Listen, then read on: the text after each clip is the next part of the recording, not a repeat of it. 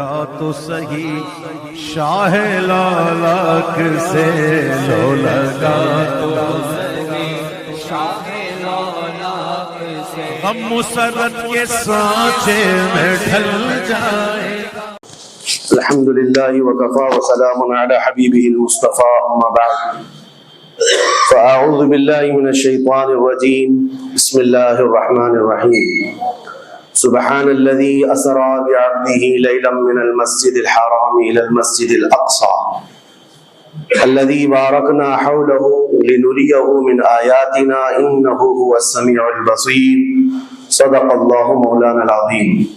بارگاہ رسالت معاف صلی اللہ علیہ وسلم میں درود پاک کا ہدیہ پیش کریں. اللہم صلی علی سیدنا و مولانا محمد معدن الجود والکرم وآلہ واصحابہ الکرام وابنہ الکریم وبارک وسلم صلاة دائمة سرمدا ابدا. عزیزان گرامی وقار، جن حالات میں آج ہم جمعہ کی نماز ادا کرنے آئے ہیں، دنیا بھر میں قبلہ اول بیت المقدس کے معاملے کو لے کر ایک عجیب ماحول پیدا ہو چکا ہے. دنیا دو دھڑوں میں تبدیل ہے آج، اور یقیناً کیوں نہ اثر کرے کہ میرے آقا صلی اللہ تعالی علیہ وسلم نے ارشاد فرمایا، بیت المقدس جس زمین پر آباد ہے، حضور پاک صلی اللہ علیہ وسلم کے فرمان علی شان کا مفہوم ہے سید البقاع، یعنی زمین کا جو سردار علاقہ ہے وہ بیت المقدس کا علاقہ ہے. مسجد اقصی جہاں پر آباد ہے اس کو سید البقاع کہا گیا ہے، اور یہ بھی روایت میں ملتا ہے سید الصخرہ، گنبدوں میں اگر کوئی سردار گنبد ہے تو وہ بیت المقدس کے لیے کہا گیا ہے. اور قرآن نے یہ فرمایا الذی بارکنا حولہ، مسجد اقصی کے متعلق فرماتا ہے رب تعالیٰ کہ وہ مسجد اقصی جس کے ارد گرد ہم نے برکتیں رکھی لِنُرِيَهُ مِنْ آیَاتِنَا، تاکہ ہم اپنی نشانیاں انہیں دکھائیں. تو یہ اللہ تبارک و تعالیٰ کی اس مقدس سرزمین جس کو ارض مقدس کہا گیا ہے، نام ہی میں مقدس موجود ہے. اور یہ آج سے نہیں بلکہ روایت میں ہے خانہ کعبہ کی تعمیر کے فوراً بعد حضرت ابراہیم علیہ السلام نے بیت المقدس کی تعمیر فرمائی، اور ہزاروں انبیاء اکرام علیہ السلام کا وہ قبلہ رہا، اور وہ ان کی مرکز عبادت بھی رہا. اور ایک نہیں تقریباً 30,000 کے قریب انبیاء اکرام علیہ السلام مسجد اقصی کے ارد گرد دفن ہیں، آرام فرمائیں. جہاں اللہ کا ایک ولی دفن ہوتا ہے وہ برکت کی جگہ ہے، اور جہاں 30,000 نبی دفن ہوں، اور وہ بھی اولو العزم پیغمبر حضرت ابراہیم علیہ السلام، حضرت اسحاق علیہ السلام، حضرت یعقوب علیہ السلام، حضرت موسیٰ علیہ السلام، حضرت زکریا علیہ السلام، یہ سب وہ انبیاء کرام علیہ السلام ہیں جو رسولان اعظام بھی ہیں، شریعت والے ہیں. یہ سب بیت المقدس کے ارد گرد ہیں. یہاں پر کچھ بھی اثر ہونا پوری دنیا پر بھی اس کا اثر پڑتا ہے. اور آج ہم دیکھ رہے ہیں جو حالات پوری دنیا میں پیدا ہوئے ہیں، اور چاہے وہ یورپ ہو کہ امریکہ ہو، افریقہ ہو کہ رشیا ہو، عرب ممالک ہو کہ ہند ہو، ان سب کو کچھ نہ کچھ کہنے کی آج ضرورت پیش آ رہی ہے. کیوں؟ اس لیے کہ وہ ایسا سینٹر ہے، ایسا تقدس ہے وہاں پر جس میں پوری دنیا انوالو ہو ہی جاتی ہے. اور برسوں سے لے کر وہ جنگ کا میدان رہا، اور حضور پاک صلی اللہ تعالیٰ علیہ وسلم نے بیت المقدس کے لیے کیا فرمایا؟ صحابہ نے جب اس زمین کے بارے میں پوچھا تو میرے آقا نے فرمایا وہ حشر و نشر کی جگہ ہے. حشر و نشر کی جگہ ہے، یعنی قیامت کے قریب سارے لوگوں کو ادھر ہی ہانک دیا جائے گا، اور قیامت وہیں آنی ہے. حشر و نشر کی جگہ ہے. حضور پاک صلی اللہ تعالیٰ علیہ وسلم نے فرمایا، اور فرماتے ہیں میرے آقا ہو سکے تو تم جا کر اس میں نماز پڑھ لو، اس لیے کہ اس کی ایک نماز دوسری مسجدوں کی 1000 نمازوں سے افضل ہے. یہ مسجد اقصی کے متعلق میرے آقا صلی اللہ علیہ وسلم کا فرمان علی شان. پھر صحابہ اکرام نے پوچھا کہ اگر کوئی جا نہ سکے میرے آقا بیت المقدس اور نماز پڑھنے کی اس کو استطاعت نہ ہو وہاں جا کر، تو کیا کرے؟ حضور اکرم صلی اللہ علیہ وسلم نے فرمایا کم از کم تیل کا ہدیہ تو بھیج دے تاکہ وہاں چراغ جلانے کے کام آئے. یہ حدیث پاک میں ابن ماجہ کی حدیث ہے. نبی کریم صلی اللہ تعالی علیہ وسلم کے اس فرمان علی شان کے مطابق میں آج آپ تمامی حضرات سے یہ گفتگو کرنا چاہوں گا کہ میرے عزیزوں، یہ صرف فلسطین اور اسرائیل کا مسئلہ نہیں ہے، یہ اسلام اور کفر کا مسئلہ ہے، اور پوری دنیا کے لیے ہے.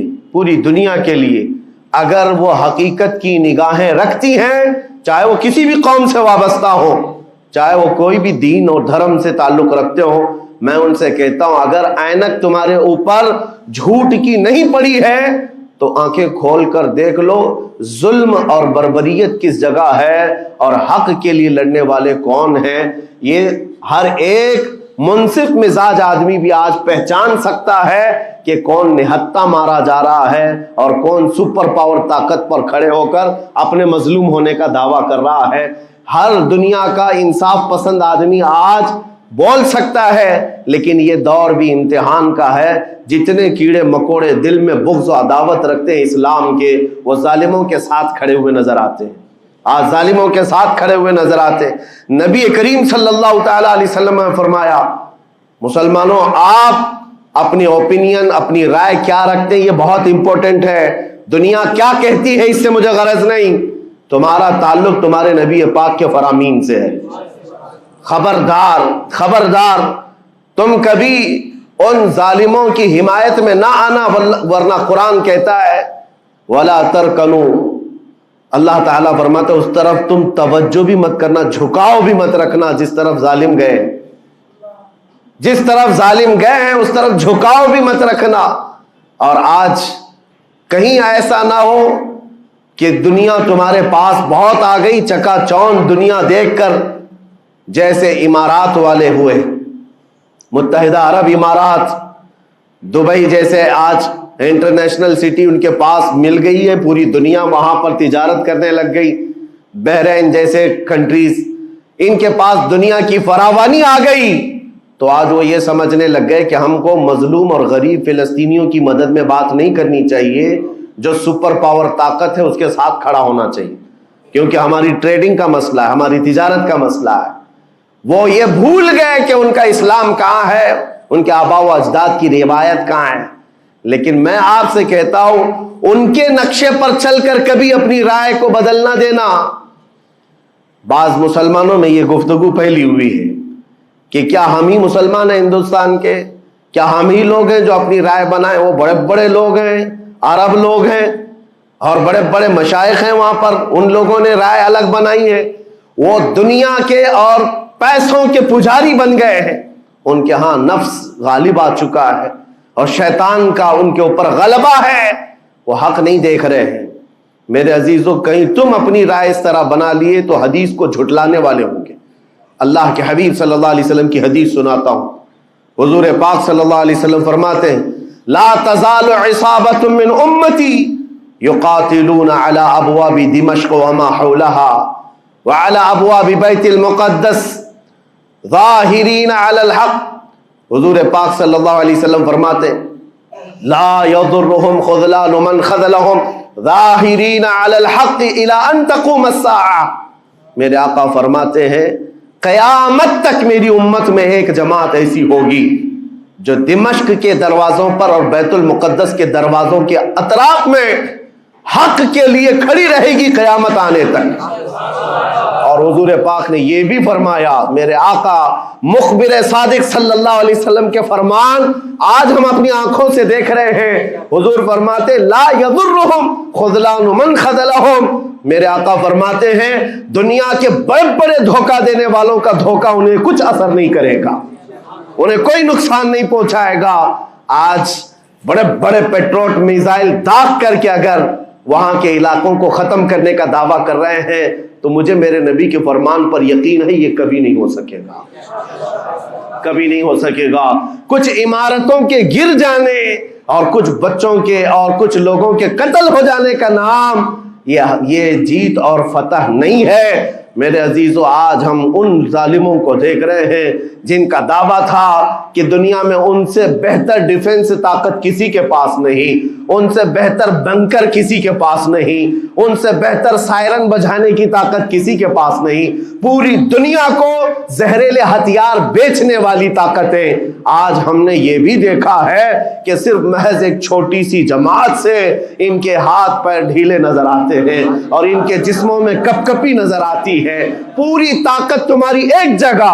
میں بھی چند دنوں قبل عمرہ میں تھا، جب یہ پڑھ رہا تھا کہ ایک چھوٹی سی جماعت جس کو پوری انٹرنیشنل دنیا مل کر کے آتنکواد گھوشت کرتی ہے، امریکہ ہو، یو کے ہو اور دوسری بہت ساری طاقتیں، وہاں پر فلسطینیوں کی حمایت میں لڑنے والے ان مجاہدین کو یہ آتنکواد کہتے ہیں، ٹیررسٹ کہتے ہیں، جو اپنے چھوٹے سے علاقے کو بچانے کے لیے اپنی جانیں دے رہے ہیں، وہ آتنکواد ہیں، وہ ٹیررسٹ ہیں۔ ان کے پاس کھانے پینے کی چیزیں نہیں رہ گئی، ان کی کرنٹ سپلائی بند کر دی گئی، ان کا پانی بند کر دیا گیا، پھر بھی وہ آتنکواد ہیں۔ میرے عزیزو، یہ دنیا کا دگلا معیار دیکھو آپ۔ رشیا پورے یوکرین کو تباہ کرتا رہا، پورا راکھ میں بدل دیا۔ ان ظالم کتوں کی زبان پر کبھی نہیں آیا کہ رشیا آتنکواد ہے یا رشیا ٹیررسٹ ہے۔ یہ میڈیا میں بھونکتے رہے رشیا اور یوکرین کی وار چل رہی ہے، زمین کا مسئلہ ہے۔ ارے ہزاروں لوگوں کو رشیا راکھ میں بدل کر رکھ چکا ہے، کیوں نہیں بولتے اس کے متعلق؟ کیوں نہیں کہتے کہ وہ آتنکواد ہے؟ اس لیے کہ یہ ظالم دجالی میڈیا جتنے ہیں، انہیں پتا ہے ان کے باپ داداؤں سے بڑی طاقت اس کے پاس موجود ہے۔ طاقتوں کی پوجا کرنا اور بڑی بڑی طاقتوں کو سلام کرنا یہ ان کی فطرت میں داخل ہے، اور ہم الحمدللہ مسلمان ہر وقت یہ فیصلہ رکھتے ہیں کہ جو غریب ہے، جو مظلوم ہے، وہ چاہے ایک سکہ بھی نہ رکھتا ہو، ہم اس کی حمایت میں ہمیشہ کھڑے رہتے ہیں۔ یہ اسلام کی خاصیت ہے۔ ہم طاقت و قوت اور تخت کو دیکھ کر کسی کی حمایت میں نہیں کھڑے ہوتے، بلکہ حق و باطل کو دیکھ کر اگر مظلوم چھوٹی سی جگہ پر بھی ہے تو ہم اس کے ساتھ کھڑے ہیں۔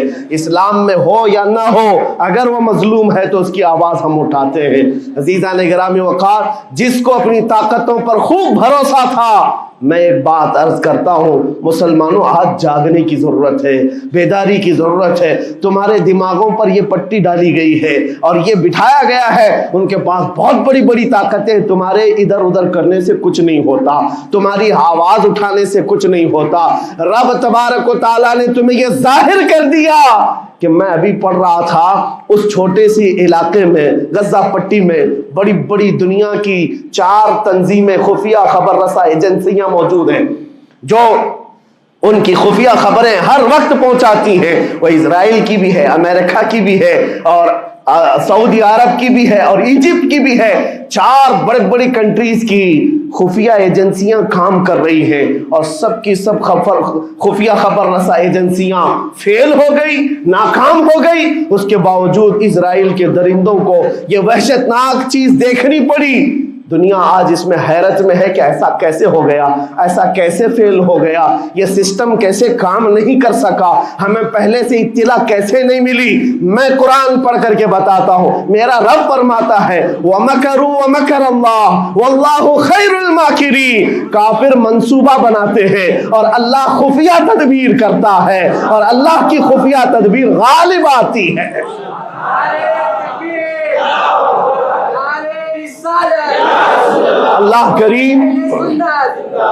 اللہ کریم جب خفیہ تدبیر فرماتا ہے، سارے سسٹم فیل ہو جاتے ہیں، دنیا کی طاقتیں ہیچ ہو جاتی ہیں۔ آپ کبھی یہ مت سمجھنا کہ دنیا کے پاس بہت بڑی طاقتیں ہیں، نہیں مسلمانوں، ایمان اس کا نام نہیں ہے۔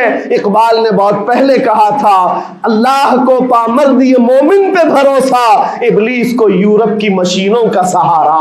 ان کے پاس یورپ کی مشینوں کا سہارا ہے، لیکن مسلمان کو اپنے رب کی طاقت پر بھروسہ ہے۔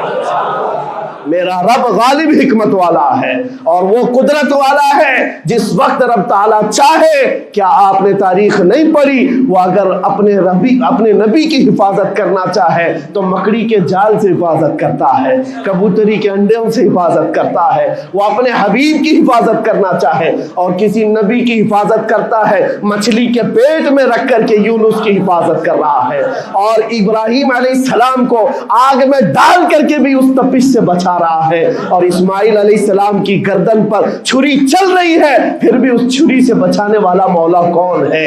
اور سمندر میں اتر جانے کے بعد موسیٰ علیہ السلام کی بڑی فوج کو راستے دینے والا مولا کون ہے؟ آپ جانتے ہیں ابراہیم علیہ السلام کو آگ سے بچانے والا، یونس علیہ السلام کو مچھلی کے پیٹ میں زندہ رکھنے والا، موسیٰ علیہ السلام کو سمندروں میں راستہ دینے والا وہی خدا ہے جو اپنے حبیب کو کفار مکہ کے ہر ظلم سے بچانے والا، ان کے رات کے منصوبوں کو خاک میں ملانے والا، میرے حبیب کو ان کافروں کے سامنے سے ایسے گزارنے والا کہ وہ کافروں کی آنکھیں ہمیشہ کے لیے اندھی ہو کر رہ جائیں۔ وہ مولا کل بھی تھا، آج بھی ہے اور ہمیشہ رہے گا۔ وہ اللہ حی و قیوم ہے، اس کی ذات پر توکل رکھو، یقین رکھو۔ آج دنیا کے ان حالات کو دیکھ کر مسلمانوں کا ایمان اور مضبوط ہو جائے، اور مضبوط ہو جائے۔ آپ یہ سوچتے ہوں گے ہمیں کیا کرنا چاہیے، ہم یہاں بیٹھ کر کیا کریں؟ میں تو اس بات کو کہوں گا آپ واٹس ایپ جہاد میں مصروف نہ رہیں، ادھر کی ادھر چیزیں شیئر کرتے ہوئے گھر میں بیٹھ کر کے رات بھر اپنی مرغن غذاؤں میں اور بستروں پر سوتے رہے نہیں۔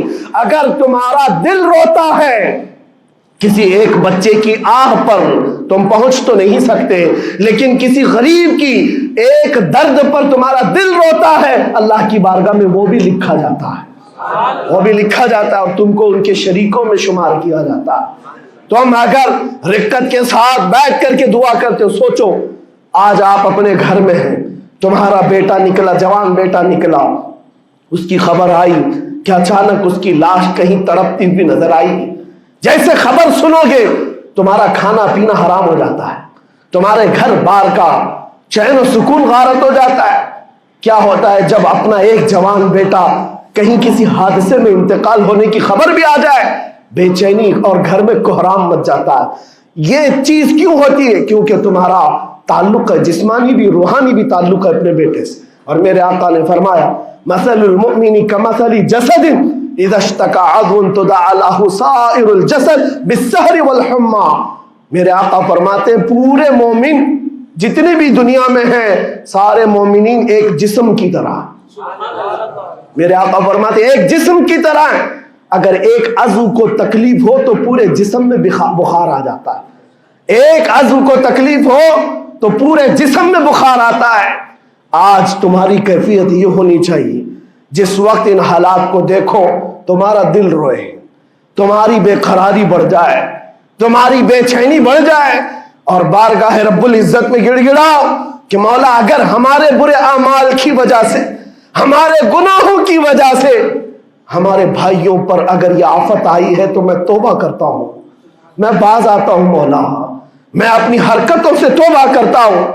آج تمہیں پتا ہے یہ آج کا حادثہ نہیں، اس دنیا کو میں جتنا کوسوں کم ہے، جو دغلی پالیسی رکھتے ہیں، جو ڈبل سٹینڈ رکھتے ہیں، ان کو جتنا بولوں کم ہے، میں ڈرتا نہیں ہوں اس بات پر، لیکن آج دل بھرا ہوا ہے ان مظلوموں کی آواز کو سن سن کر کے، جن کے گھروں پر رات بھر بمباری ہوتی ہے، جن کے شہر کا پورا بادل پٹاخوں سے نہیں میزائلوں سے روشن دکھتا ہے۔ میرے عزیزوں کیسی راتیں وہ گزارتے ہیں، ماں رات کو اپنے بچے کو گلے سے لگا کر سوتی ہے، اس کو یقین نہیں ہوتا صبح تک میرا لال میرے ساتھ رہے گا، انہیں پتہ بھی نہیں ان کے دروازوں پر موت دستک دے رہی ہے۔ 5000 سے زیادہ راکٹ داغ کر کے ابھی بھی ختم نہیں کیا گیا، اور ظلم اتنا ہونے کے بعد حیرت ہوتی ہے اس دگلی دنیا پر میڈیا میں بار بار یہ کہا جاتا ہے ان آتنکیوں کا خاتمہ کیا جا رہا ہے، آتنکوادیوں کو نیست و نابود کیا جا رہا ہے، جن کی زمین پر 70 سال سے قبضہ کر کے بیٹھا ہے، دنیا اس پر کچھ نہیں بولنا چاہتی۔ آپ کو پتا ہے ہسٹری جنہوں نے پڑھا نہیں وہ آج بھوک رہے ہیں، جن کو تاریخ معلوم نہیں ہے وہ ٹپنی دینے کی کوشش کر رہے ہیں، ان کو اپنے باپ داداؤں کی تاریخ نہیں معلوم، یہ فلسطین کی تاریخ پر چل پڑے۔ پتا ہے 1917 میں صرف 4000 یہودیوں کو رہنے کی اجازت دی گئی تھی، جب یہ پوری دنیا سے مارے مارے گھوم رہے تھے، ان کے لاکھوں یہودیوں کو مار کر ختم کیا گیا تھا۔ اس وقت فلسطین میں 4000 یہودیوں کو پناہ دی گئی تھی، اور یہ 4000 سے بڑھتے بڑھتے بڑھتے پوری دنیا سے ہجرت کر کے آتے رہے، 1948 में इन्होंने अपने मुल्क का ऐलान कर दिया। दुनिया को ये नहीं पता है, आज सब पता है। नक्शा देख देख करके सब शेयर कर रहे हैं।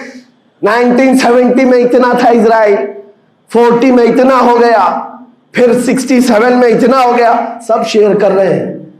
तुम्हारी अक्ल मारी गई है जब देख रहे हो कि एक जालिम आदमी किसी के जमीन पर कब्जा करता करता करता पूरा बढ़ गया।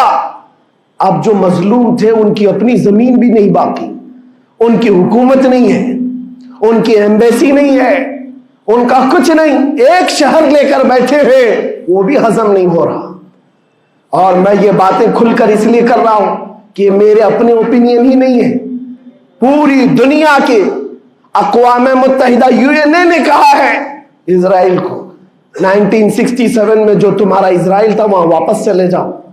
लेकिन ये दादागिरी ऐसी है कि वो किसी की नहीं मानता, ना यूएनए की, ये सब चीजें दुनिया को मालूम है, फिर भी दुनिया ये कहती है इजराइल अपने डिफेंस में काम कर रहा है, अपने डिफेंस में काम कर रहा है। एक कुत्ते की मौत होती है तो पूरी दुनिया बिलबिलाती है, और यहां रोजाना हजारों फिलिस्तीनियों को कत्ल कर देते हो। तुम कत्ल भी करते हो तो चर्चा नहीं होता, हम आह भी करते हैं तो हो जाते हैं बदनाम। यह हालात आज पैदा किए गए। मैं आप हजरात को यह बात कहना चाहूंगा, ये ईमान के मजबूत करने का वक्त आ चुका है। मेरे आका के फरमान पर यकीन करो, अल्लाह की मदद आती है और आकर रहेगी इंशाअल्लाह। और यह हालात आप देख रहे हैं। मैं एक बात और बताकर अपनी गुफ्तगू को समेटता हूं, कसरत से उनके लिए दुआएं करो, कसरत से दुआएं करो, और अपनी गलत आदतों से बाज आकर अल्लाह की बारगाह में मांगो। जाहिर सी बात है, हराम खाते हो और किसी के लिए दुआ करते हो, कहां दुआएं जाएंगी। अब जो बात रह जाती है ये कुछ दिनों के लिए है, वो भी इम्तिहान दे रहे, हम भी इम्तिहान दे रहे। ये इम्तिहान की घड़ी गुजरने वाली है और क़यामत के करीब मेरे आका का फरमान हक होकर साफ जाहिर होगा, साफ जाहिर होगा, पूरी दुनिया देखेगी। बाज रिवायात में है कि हजरत सुलेमान अलैहिस्सलाम की रिवायतें भी बयान की गई कि आपने फरमाया कि यहूदियों की एक रियासत कायम होगी और सिर्फ 50 साल के बाद, उनकी रियासत के कायम होकर 50 साल के बाद क़यामत की बड़ी निशानियां सामने आ जाएंगी। अब वो हालात आ गए, चंद सालों की बात है, जितना खून बहाया था वो खून खत्म होगा और खूने शहीदा से सुबह बहारा आएगी। और एक दिन पूरी दुनिया देखेगी जब बैतुल मुक़द्दस पर अल्लाहु अकबर की सदाएं गूंज रही होगी और इमाम मेहदी का ज़ुहूर होगा। इमाम मेहदी आएंगे और पूरी दुनिया में सिर्फ और सिर्फ इस्लामी परचम लहराएगा इंशाअल्लाहुल अज़ीज़। मेरे आका सल्लल्लाहु अलैहि वसल्लम फरमाते, क़यामत के करीब तुम देखोगे हर चीज यहूदियों के खिलाफ होगी, हत्ता के पत्थर भी तुम्हें कहेंगे यहूदी यहां छुपा हुआ है, पत्थर भी कहेंगे। और हुजूर ने फरमाया तो ये होकर रहेगा, होकर रहेगा। इसलिए उनकी ताकतों पर न जाओ, उनकी कुव्वतों पर न जाओ। आज जब एक छोटी सी जमात ने तुम्हारे डिफेंस सिस्टम को ललकार कर रख दिया है, वो वक्त भी आएगा जब खुदाए जलालो जबरूत वाले मालिक खुदा को, अल्लाह करीम को, जब ये दिखाना होगा कि अल्लाह ताला ईमान वालों की कैसी मदद करता है, तो वो दिन भी देखोगे जब कीड़े मकोड़े और हशरात की तरह जालिम हुकूमतें फना हो जाएंगी। इंशाअल्लाह वो वक्त आएगा। लेकिन आप तमाम हजरात अपने दिलों में रिक्कत तारी करें, अपने दिलों में उन गरीबों के लिए, उन मजलूमों के लिए दुनिया क्या भोगती है इसकी तरफ न जाओ। कौन क्या कहता है, इन जालिमों को उनके साथ खड़े होने में शर्म नहीं आती। आपको पता है या हमारे हिंदुस्तान में भी बहुत सारे आज निकले हुए सोशल मीडिया पर जंग कर रहे हैं और इनको लगता है इजराइल के साथ खड़े। आपको पता है इजराइल एक ऐसी यहूदी रियासत है जो पूरी दुनिया के किसी भी धर्म को नहीं मानते। मुसलमानों के भी वैसी दुश्मन, हिंदुओं के भी दुश्मन, ईसाइयों के भी दुश्मन। इनको पता ही नहीं है, इनको लगता है वो हमारा साथी है, मुसलमानों को मार रहा है तो हमारा साथी, जबकि वो साफ انکار کرتے ہیں کہ بتوں کی پوجا کرنے والوں سے ہمارا کوئی رشتہ ہی نہیں، وہ یہودی ہیں۔ وہ پوری دنیا میں اپنے آپ کے متعلق یہ عقیدہ رکھتے ہیں کہ اللہ نے ہم کو ایک خاص مٹی سے بنایا اور سارے انسانوں کو کچرے سے بنایا، ساری دنیا کو کچرے سے اور جانوروں کے فضلے سے بنایا اور ان کو ایک خاص جنت کی مٹی سے بنایا۔ اور قرآن میں یہ ذکر موجود ہے، اللہ فرماتا ہے وقالت اليہود نحن ابناء اللہ واحباؤہ، اے محبوب یہ یہودی کہتے ہیں ہم اللہ کے بیٹے ہیں اور اللہ کے محبوب ہیں۔ رب فرماتا ہے اے محبوب ان سے کہہ دے اگر تم اللہ کے بیٹے اور اللہ کے محبوب ہو تو مرنے کی تمنا کرو کیونکہ اللہ سے مل جائے، لیکن اللہ فرماتا ہے وَلَن يَتَمَنَّوْهُ أَبَدًا، وہ موت کی ہرگز تمنا نہیں کرتے۔ یہودیوں کے ہاں جینے کی ہوس بہت ہے، اور قرآن کہتا ہے لَوْ يُعَمَّرُ أَلْفَ سَنَةٍ، اگر ان کو 1000 سال کی زندگی بھی دی جائے تب بھی وہ مرنا نہیں چاہتے۔ یہودی مرنا نہیں چاہتے۔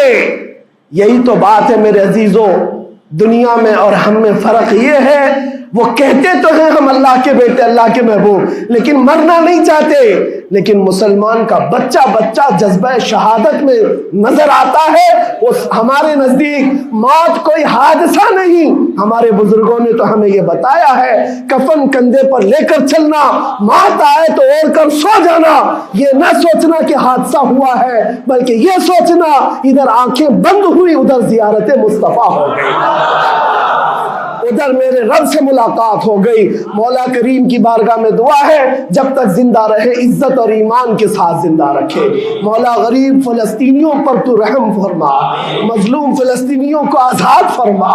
اے کریم ارحم الراحمین، تو نے فرمایا جب بندہ مجھے مصیبت میں پکارتا ہے میں اس کی پکار کو سنتا ہوں۔ اے مولا آج فلسطینیوں سے زیادہ کون مظلوم ہے، ان سے زیادہ کون مصیبت میں ہے اور تجھ سے زیادہ کون رحم کرنے والا ہے؟ اے مالک و مولا ان پر رحم کی بارشیں فرما، اے اللہ ان پر رحم کی بارشیں فرما اور ظالم طاقتوں کو فنا فرما دے، ان کو نیست و نابود فرما، ان کو کیفر کردار تک پہنچا، اسلام و سنیت کا بول بالا فرما، کفر و شرک کا منہ کالا فرما۔